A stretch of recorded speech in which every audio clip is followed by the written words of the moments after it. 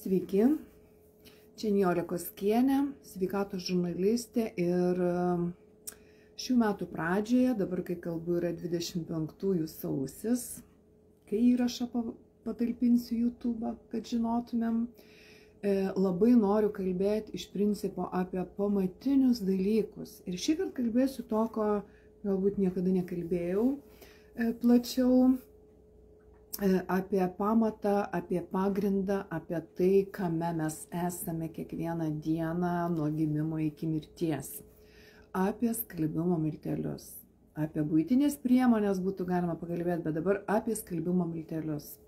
Tiesiog mane gal inspiravo tam pokalbiui toks dalykas. Mes turime nedidelį bookingo verslą ir visada skalbiame klientam patalynę su ekologiškais, nealergizuojančiais skalbimo milteliais, su labai kokybiškais. Ir dabar išsinuomojo mūsų būstą šeima su 3 mažais vaikais, bet mėnesių laiko. Tai mes labai apsidžiaugiam, bet po mėnesio laiko, kai įėjom į namus, tai, žinokit, nebuvo ko kvėpuoti. Tiesiog visur buvo, tas alpių kvapas sintetinis. Ir matyt, žmonėms nepatiko tie mūsų nekvepiantys milteliai ir mes spintoje radome ir persilo, ir alpių ten lenorų kvapų ir turėjome perskalbti viską ir net po 2 kartų patalynę dar tie kvapai yra išlikę.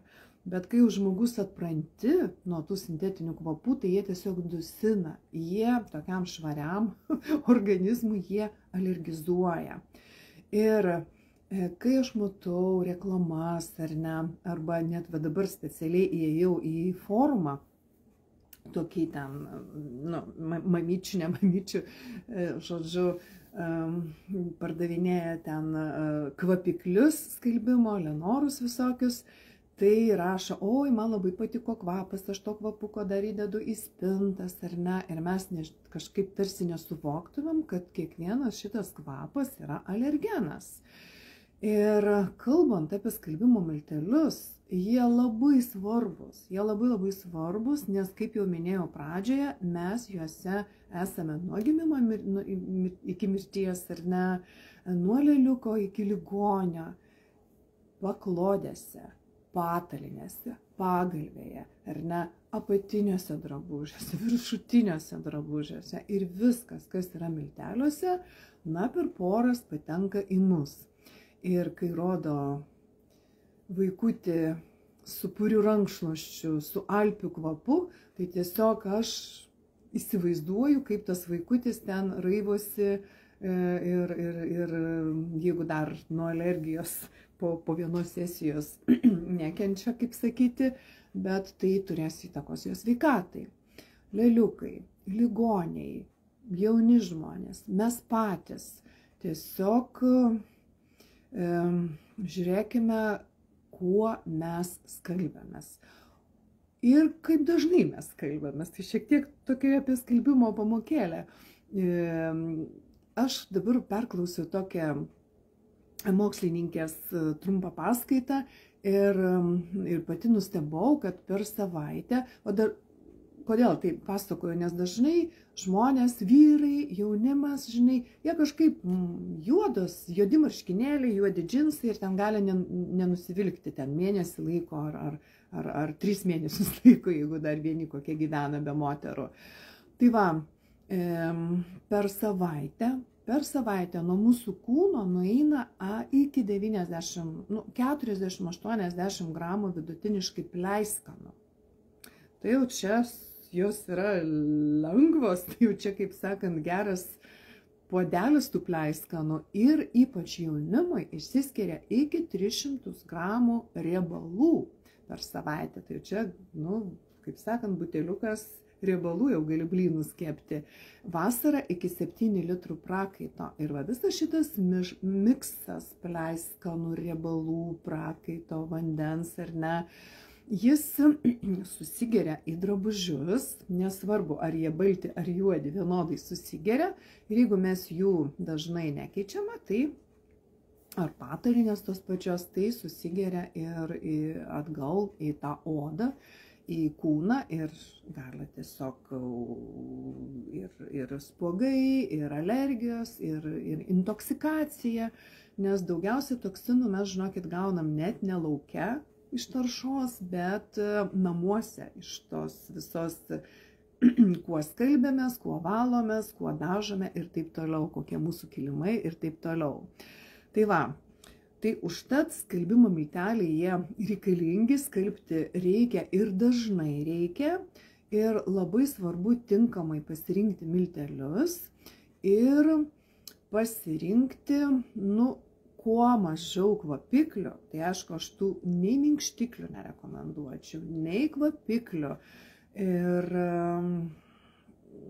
atsirinkti gerus miltelius. Dabar, nes visi tie kvapikliai yra alergenai, dabar aš tiesiog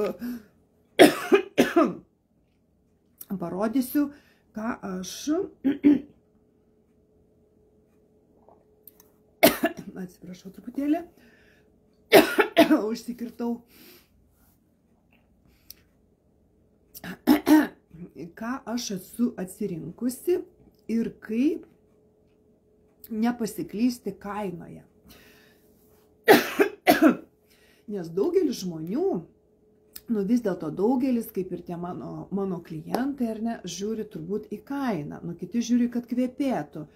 Ir iš tikrųjų dar nepasakiau, kad kartais būna, nuvažiuoja į prabangius namus, prabangus namai, prabangi mašina, bet patalynė kvepia, labai pigiais milteliais. Ir čia tikrai ne tai, kad nelygis, bet yra, neišprusimas, žinokit.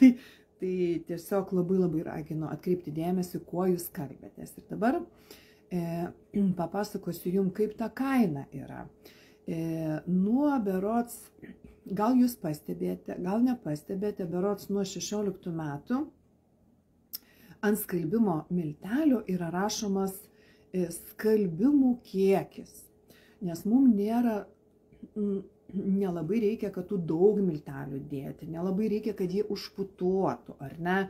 Ir dažnai yra milteliuose labai daug užpildų nereikalingų ir labai nedaug veikliųjų medžiagų. Tarsi miltelių daug, o skalbimų mažai. Ir kai jau renkatės miltelius, jau kuo geresnius, jūs pasižiūrėkite, kiek yra skalbimų ir kokią kainą jūs mokate. Tai dabar aš tiesiog irgi pasižiūrėjau populiariausių tų Arielio ir Persilo kainas ir iš tikrųjų aš, pavyzdžiui, moku už savo miltelius, žinokit, 50 su virš eurų. O, parduotuvėje Persilas kainuoja 5 eurai. Arielis, tai čia tipo jau brangesnis šiek tiek, apie 10 eurų, ar ne? Bet kai palyginu savo kokybiškų, fantastiškų miltelių skalbimo kainą, jinai yra, jeigu perkant tiesiog kliento kainą kaip Arielio, 49 centai už skalbimą, Arielio irgi yra, pasižiūrėjau, 50 centų už skalbimą, o Persilo žiūriu ten dar pigiau, 39 centai, bet pažiūrėjau, aš pati perku mano miltelių skalbimo vieną kainą, irgi kainuoja, kaip pats pigiausias jau toks būtų, kaip sakyti, to Persilo kaina, bet kokybė yra visiškai kita. Jūs tikiuosi esate atsirinkę ir pasižiūrėkit kainą, aš dabar noriu parodyti ir parekomenduoti savo miltelius, kuriuos naudoju 12 metų ir kurie ne vieną vaiką išgelbėjo nuo alergijos, nuo hormoninių tepalų. Tai čia yra skalbimo milteliai G1. Paskui aš įkelsiu nuorodą, bet kas turit savo, tai tiesiog paklausykite bendro pobūdžio informaciją, kaip rinktis miltelius. Čia yra 5 kilogramai. Milteliai gaminami Ispanijoje ir skalbimų yra 159 skalbimai. Ir mums nereikia daug miltelių. mano, pavyzdžiui, čia yra grinai toks kaip milteliai, kaip kavos kaušelį aš dedu. Mano mašina, va čia šiuose namuose yra mažesnė, į 3 kg, tai aš net dedu šiek tiek mažiau. Ir būtinai pasižiūrėkite, labai svarbu, daugelis nežiūrime, bet kad milteliai gerai išsiskalbtų, kad drabužiai gerai išsiskalbtų, yra vat, parodyti, kaip sakyti, skalbiniai ar ne, ir kiekiai, kokiam skalbiniam, kiek kilogramų, sakysime, būgną įdėti. Bet dabar aš ne apie kilogramus, bet apie tuos pačius miltelius. Tai kai aš pirmą kartą įsigijau šitos miltelius, čia dar buvo litais, dar jie kainavo labai man brangiai, 180, man atrodo, litų. Tai mūsų 5 asmenų šeima skalbėmės, tai yra 3 vyrai iš jų, žinai. Tai mes skalbėmės 8 mėnesius, o aš skalbiau praktiškai vos ne kiekvieną dieną. Tai iš esmės 159 skalbimai mums užtenka šeimai metams, jeigu tu skalbi, na, maždaug kas 2 dieną. Bet kai yra 2 žmonės šeimoje ir, nu, prasiskalbi ten kartą į 3 dienas, į savaitę ar ne, tai čia užtenka keleriems metams tų miltelių, nereikia eiti į parduotuvę ir tai yra absoliučiai aukšta kokybė, va čia ir parašyta, jie yra be fosfatų ir yra dvigubų veikimo. Koks fainas yra dalykas, jie yra biologiškai suyrantis ir tinka alergiškiam žmonėm. Tai yra vaikučiam, tai nelenorus reikia dėti, o miltelius, po kurių atsigulęs vaikas nebūtų jam išbertas skruostelis. Tai va tokia yra suderinta formulė, kad tos cheminių medžiagų yra nedaugiau 5%, jų yra, tai nėra, sakysim, nėra, nu tai vis dėlto yra buitinė chemija, ar ne, žalioji, bet jinai chemija. Turi būti kažkokie dalykai, kurie išskalbtų, ar ne, bet jie nedulka, jie yra ekonomiška, jie yra koncentruoti ir toks veikimas yra, kad jie prasiskverbia į dėmę, ją pakelia, suriša ir taip neleidžia, kaip sako, užskalbti kitų skalbinių, ar ne? Bet vis dėlto, aišku, geriau rūšiuoti, bet neleidžia, sakysim, na, įdedam kažkokį užpilkinti visų kitų ir tada su vandeniu išeina tos dėmės. Ir dar labai vienas geras ekonomiškas dalykas, kad mes jau vartojam 12 metų, mes nevartojam jokių kolgonų. Ir mūsų draugai keitė skalbimo mašiną tiesiog po 19 metų, buvo nuostabiai visiškai švarus būgnas, o tai reiškia, kad mes dar sutaupom ant kolgono ir jame esanti tokia formulė, jinai tiesiog neleidžia tom kalkiam prilipti. Mes gyvename kaime ir čia labai kalkinas vanduo, tikrai labai kalkėtas tas vanduo, bet būgnas tebeveikia puikiai, yra labai švarus. Taip pat dar papildomo to kolgono nereikia vartoti. Kas dar?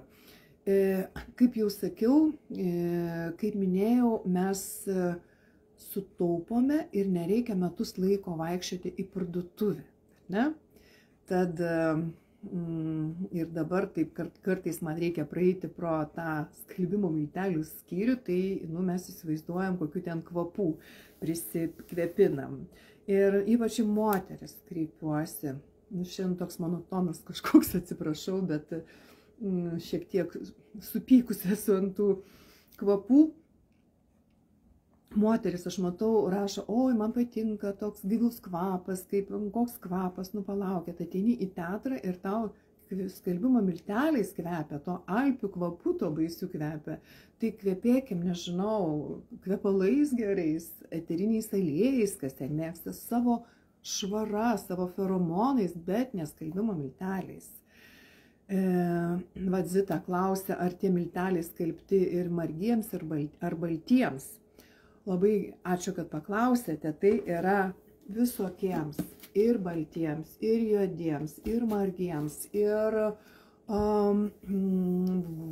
vaikams, ir seneliams, ir ligonėms. Ir ypač, pat kalbėjau su nekalbėjau, bet klausiausi vienos mokslininkės, kuri kartu ir dirba didžiausiose, reiškia, skalbykloms vadovauja.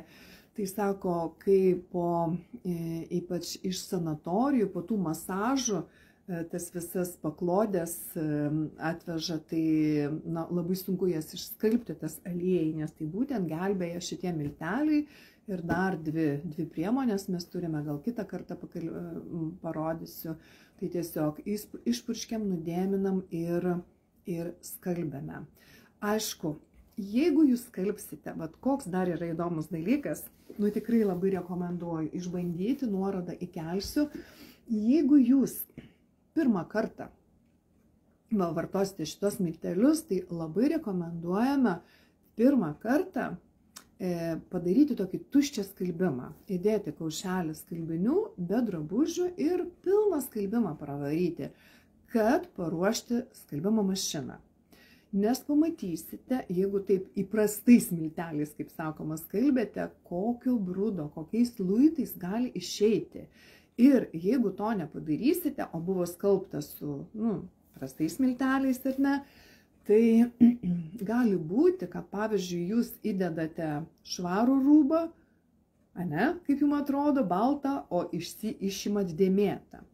Ir beje, gali būti, kad, pavyzdžiui, viena moteris nusipirko iš padėvėtų drabužių, reiškia rūbą, ir reikia jai praskalbti.